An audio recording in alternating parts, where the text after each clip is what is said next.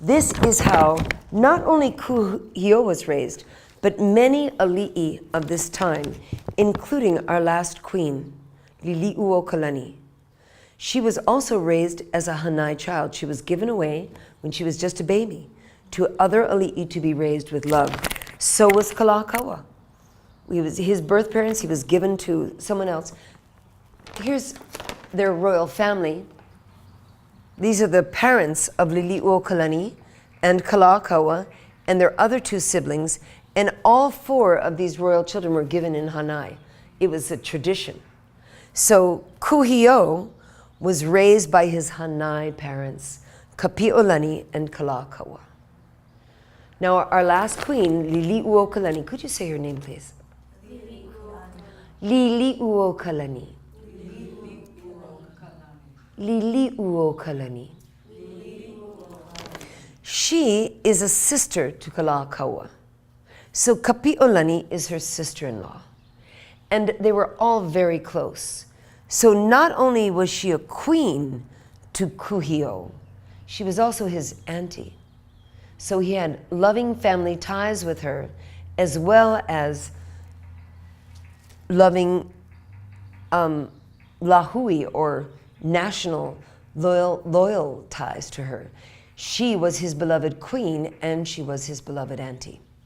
So all of these people are his ohana, and they also modeled to him what it meant to be a great leader, what it meant to be dedicated to your land, to your people, and what it meant to stand up in the face of great challenge.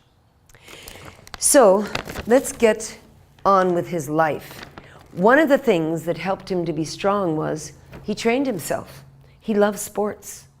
This is a picture of his bicycle club. This is him, Kuhio, in his youth.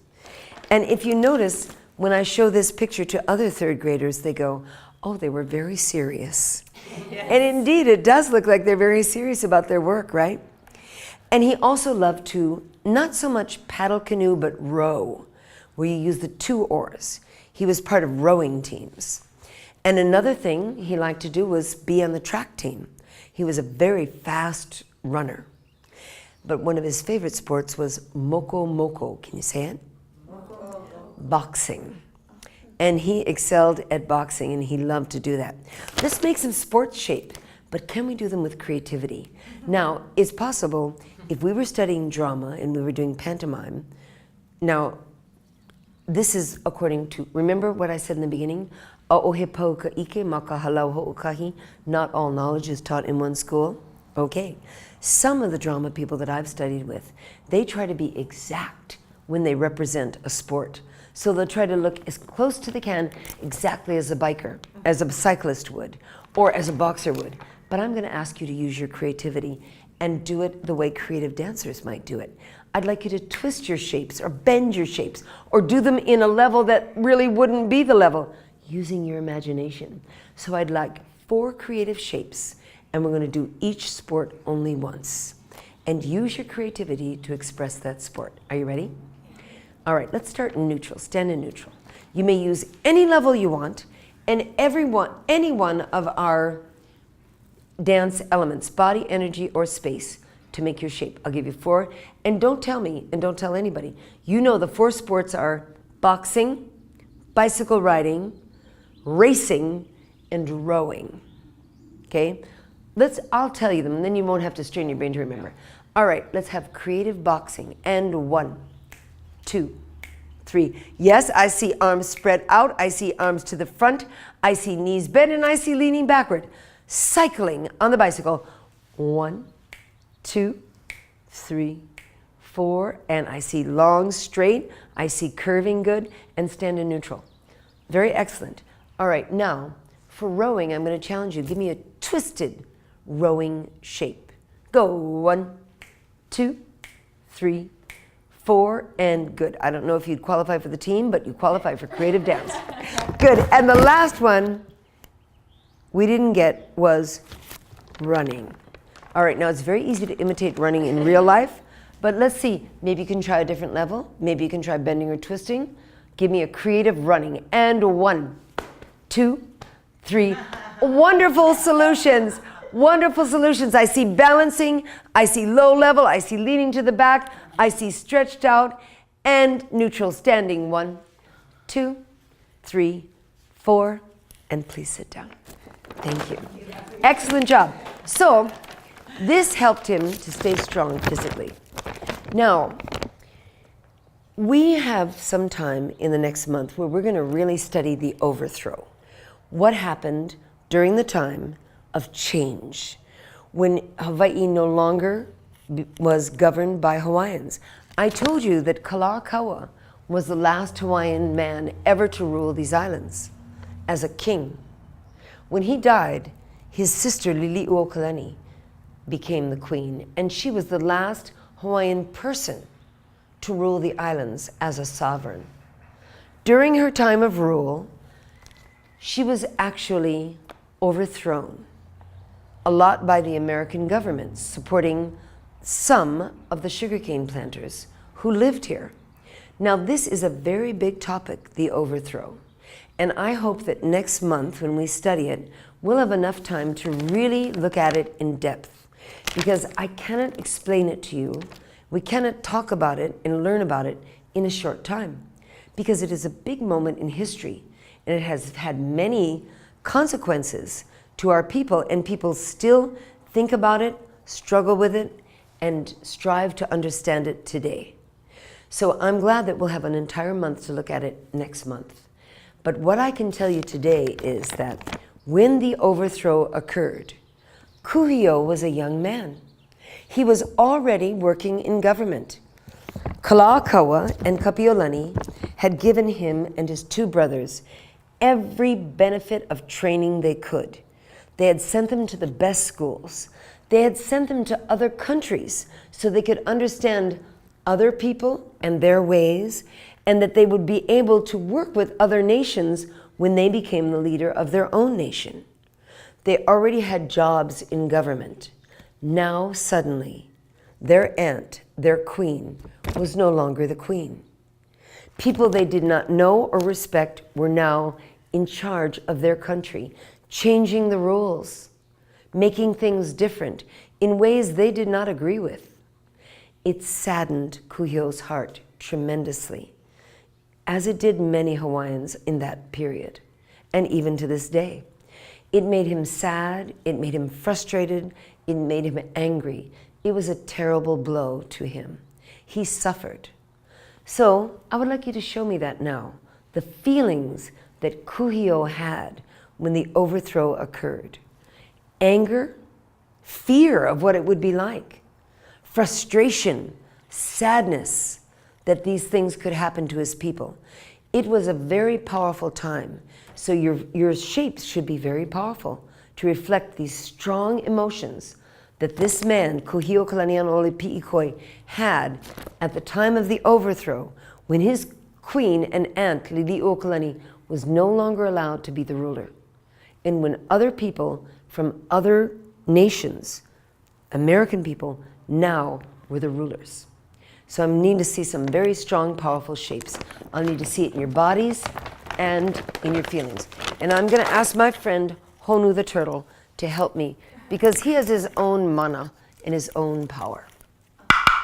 So he's going to count for you, and you're going to make your powerful, suffering shapes. Ready? The tragedy of the overthrow as seen through the heart of Kuhio. 1, 2, 3, 4. I see bent bodies, elbows forward, arms back. I see reaching up to the heavens with clenched fists with power. I see tragedy with elbows. I see strong focus, elbows out and clenched fists. Give me another one. Try another level. 1, 2, 3, 4, and hold. Hold. I see it reflected in the faces. I see it reflected in the faces that I don't see. Last one. 1, 2, 3, 4. Hold. Hold and stand in neutral. Thank you very much, and I could really feel what you were communicating to me. And I also saw all the creativity of your bodies, twisting, bending, and using direct levels and directions. I saw a lot of forward and back and out to the side. Let's try a partner work with this. What I'm going to ask you to do is use your levels when you work with your partner. And I'm also going to ask you to be connected. Now, when I say connected, I'd like to show you by demonstrating what I mean by connected. Janet, would you be willing to make a shape and let me connect to you? Sure. All right, make your own shape of how Kuhio felt. 1, 2, 3, and hold. Now I'm going to connect to her in another level, and I'm going to connect using my knee. Now we have 2 different levels, and we're connected. Now let's go back to neutral. 1, 2. Let's try to make the same shape again. Go 1, 2, 3, 4, and hold. Hold, hold. Back to neutral, and 1. So I'd like to ask you, Janet, when I connected to you, did I hurt you? No. Did I make you feel uncomfortable? No. Did I lean on you or give you my weight? No. So it's like a butterfly touch. You know, when a butterfly lands on you, it's touching you, but it doesn't bother you, it doesn't hurt you, and it's not leaning on you really. So I'm not going to try to make a pyramid, and I'm not going to try to give her all my weight like this. I am going to connect with her. Now you notice I use my knee to connect? Okay, you can use any part of your body to connect with your partner except for your hands. We use our hands all the time, so in order to get more creativity in our partner's shape, I'm going to ask you to not use hands. You can connect with your shoulder, you could connect with your foot, although you don't want to hurt the person with your foot. You could connect with your head, any part of your body but not your hands. So get together with your partner, and now telling the story of how Kuhio felt about the overthrow, let's see you make a shape together. You can have 20 seconds to make your shape. Figure it out.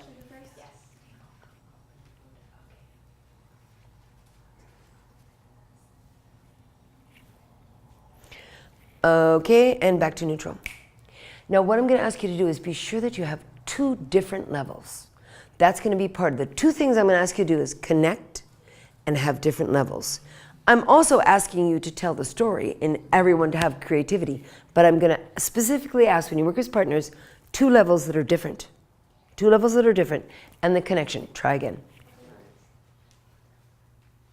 Okay, I'm feeling the levels, I'm feeling the connections, and I'm feeling the shape. Now feel that shape and see if you're going to be able to make it again. Go back to neutral. 1, 2, 3, 4. Now make the shape again. Go 1, 2, 3, 4, and back to neutral. 1, 2, 3, 4. Great job. I saw people connecting with great respect. I saw creativity in everyone's shape, and I saw the levels. So thank you very much for doing the whole job. Micah, you know, please have a seat. That was a great job. Okay, now.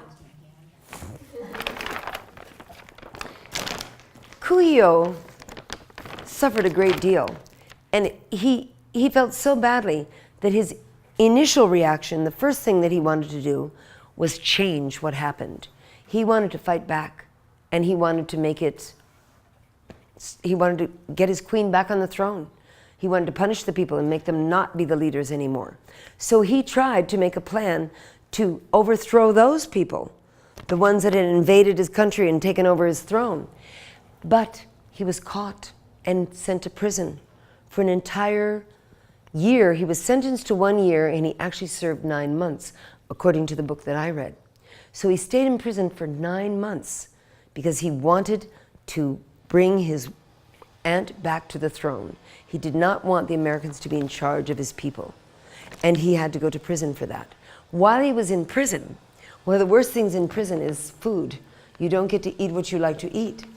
But the lovely woman that he had loved for many years, who was his fiancée, Kahanu Elizabeth Mersberg, every day she would bring him his beautiful Hawaiian food. She would bring him fish and poi. What other things from Hawaii do you think she brought him to eat? She brought him taro, breadfruit. She brought him ulu. She brought him fruit to eat, papaya and pineapple. She brought him avocado. She brought him watercress and chicken heka. She brought him all the things from Hawaii that he loved, so he would not have to eat the prison food all the time. And when he finally was released after 9 months, he and his beloved were married. But he did not want to stay in Hawaii. The change was too much for him. He said, no, let's leave here. We'll go on a long honeymoon and go away because I don't want to stay here and see the Americans ruling us. So he left, and they went all over the world. They went to England, they went to France, and they even went to South Africa, where he got to do a lot of hunting. And then, after many months of traveling, his Hawaiian heart told him, you need to go back to your homeland. You need to continue to serve your people as you would have done if you had become the king of Hawaii. You still need to help your people. So he and his wife returned, and it was a different Hawaii. His family were no longer the royal leaders. The Americans were in charge, and there was a democracy. So he looked at all of that and he said, you know what? I can change. I can work in this system. I can still help my people. And that's what I'm going to do. So then he decided to enter into politics. And he ran for office. He became one of the Democrats. He ran for office. He was elected. He was sent to Washington, D.C. He began to learn what it was like to function within that. You can see him here in this picture, along with some of his colleagues in Washington. He's all dressed up because now, for 30 years, he lived in Washington, D.C., working within that system, speaking and talking and helping people to know and understand what Hawaii was, how his people were, what their needs were. And the one thing that he knew that his people needed more than anything else was aina, their land. Because Hawaiians are tied to their land. Their land is where their ancestors are buried. Their land is what their kupuna have walked on for thousands of years. Their land is what gives them their food, their mana, their life. So he knew, my people need land. Because from the time when foreigners first came here, that was what the Hawaiians became disconnected from. As the sugarcane took over and more land was needed for agriculture, Hawaiians were removed from their land. And they began to go into cities and become urbanized, which they had never had before. So Kuhio knew the need of his people. They needed land. So all those long years, being in Washington, D.C., far away from his people, he worked to give his people what they needed, land. And his hard work of 30 years, living away from his home, separated from his own family, from his own traditions, from the food that he loved, from the views that he loved, from the warmth and comfort of living in these islands that we all know and love, living in a colder place, a city, without the food, without the people, without the music. He sacrificed all of that, and he was rewarded because he was finally able to obtain Hawaiian homestead lands for his people. And to this day, Hawaiians on every island enjoy the benefit of Kuhio's hard work because they have land.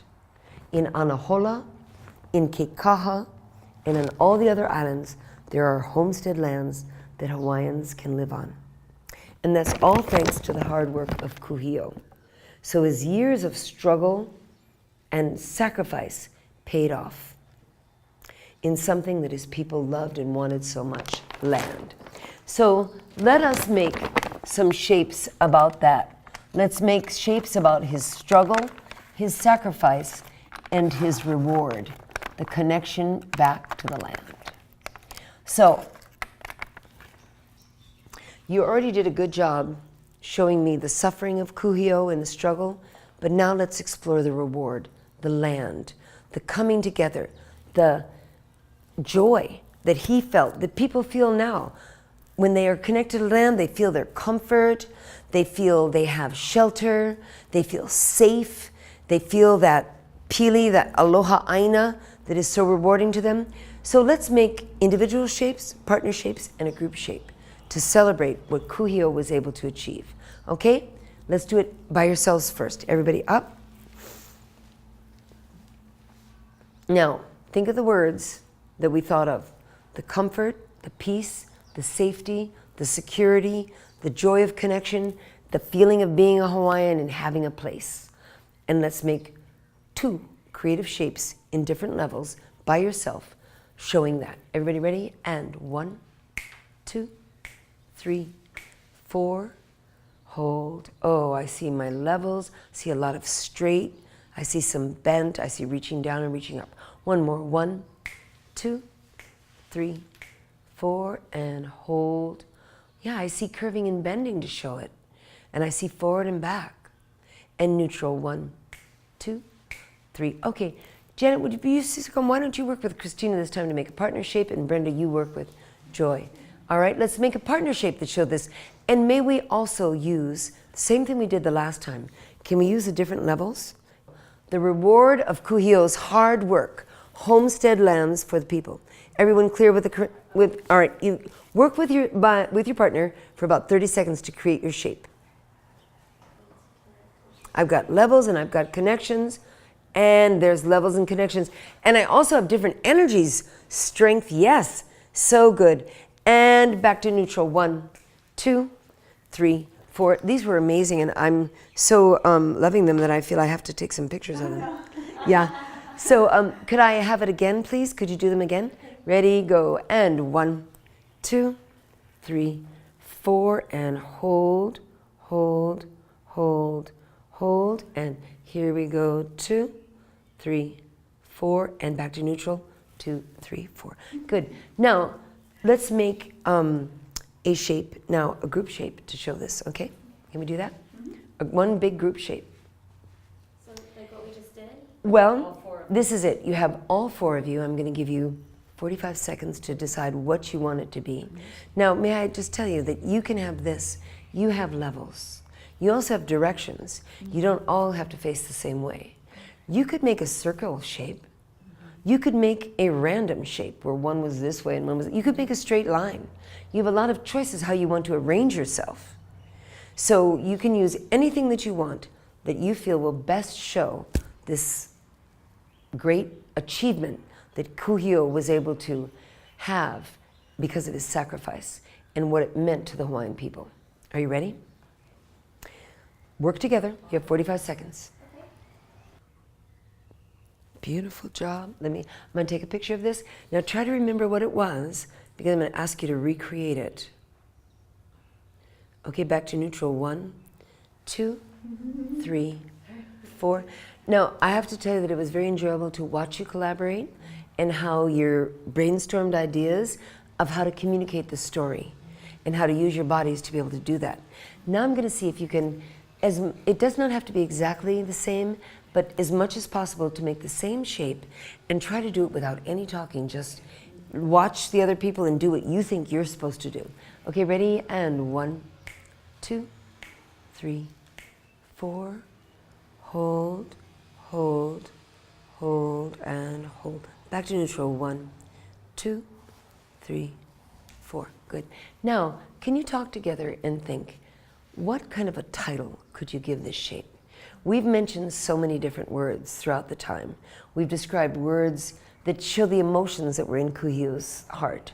We've talked about what it meant to him. What did he have to do to be this leader that is so admired that we are going to remember him? So we've talked about his family and what his family meant to him and what their kuleana was. So talk to each other and see if you can come up with a title for the shape that you made. Talk to each other.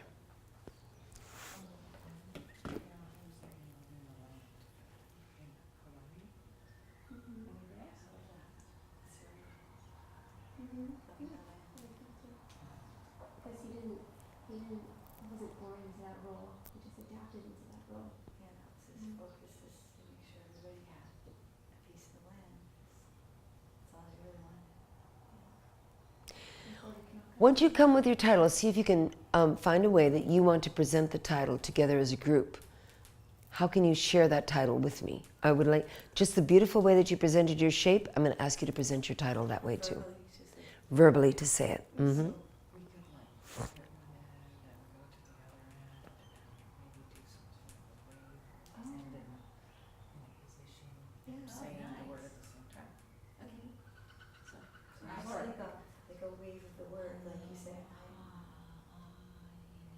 Oh, yes. And then maybe we're back connected in a circle. Okay. And we have say it at the same time. So just do your movement that blends into the next. Okay. So you start. And then we give it back to her. Oh, we all go into the center. Okay. I Let's try kind of again. the crisscrossing. Yeah. All right. Now, I'm going to make a short video of this because it's very beautiful, really. Oh. All right. Say it all at once together. I'll sing aloha. I like saying ah. Okay. I'm gonna do that. Okay. So you go aloha. And I say I know. Okay, well, we're all Christmas. Okay, ready? All right. And begin. Question. What does it mean to be, what do you do to be a great leader? What makes a person a great leader? We looked at Kuhio. What did you see in his life that helped him to be a great leader? On March, we won't have school. The post offices will be closed. The bank will be closed. There'll be parades down the middle of Waikiki. People will go to Koloa to celebrate him. What did he do in his life? What is it about his life that makes us remember him so much? What is it that makes a person a great leader? So can you talk about that for a second? And then we'll share with each other. He did whatever it takes. Exactly. He did what was necessary. And he had a life where he had to dig deep into himself. Do you want to be part of this discussion? Let me bring a chair. I'm going to bring a chair over close for you so you can hear. There you go. Your discussions, and I feel it so much in heart. As a group, and you as a partnership, could you choose one thing that you would like to share with the other team? Just one thought that you feel was really stood out to you about Kuhio and his life that made him such a great leader. So just choose one thing, because you've mentioned so many wonderful things. Think of one that you want to share. Resilience? I hear it. I think you guys do. Could you tell what your one thing you'd like to share? We were saying his life kind of came full cycle, where he was put into this role of prince, and then he was kind of, it seemed like he was just watching everything happen. He didn't have a lot of control, and then he, towards the end, regained control You did And- something, yeah. To, and used what he probably didn't know he was being prepared for this role that he ended up fulfilling. And what about you folks? What was your thing you'd like to share? Even though he could have gotten angry and hard-headed and just cut everything off, instead he changed. And without war, without, Yeah. I'm sure there was anger, but without Resentment. that, Yes. without having a conflict, he did huge. He brought back the land. Yeah. Kept the Hawaiian people connected with the land. Beautiful. My father is from Hawaiian homelands. Where would he come from if it hadn't been there? Yeah. Aren't you from the homelands? I live there now, yeah. Yeah, I'm with the What's family. your father's name? How old and last name? He lived by Yeah. So I would like to tell you as well, my friends, that last month, or a couple of weeks ago, we were also studying about another great man who reminds me very much of Kuhio, and that's Dr. Martin Luther King. Yes. So one thing I think that would be a fun assignment for you to do when you go back to your classroom and are writing with your teacher in your journal is to compare and contrast Dr. King with Kuhio. We're celebrating both of them. We take days off from school, and we have parades and memorials and pictures and all kinds of things to remember them. And yet they come from very different worlds. Kuhio is here in our world. Dr. Martin Luther King was in a different world. What did they have that was in common that makes us remember them so much? And what was distinctive about them? What was unique about them each that also we can remember and honor, that they come from different traditions and different cultures? Well, I've loved having this time with you all today, and I thank you so much for coming. So I'm going to say mahalo nui loa and aloha ahui ho. I'll love it when I see you next week back in class. Yay!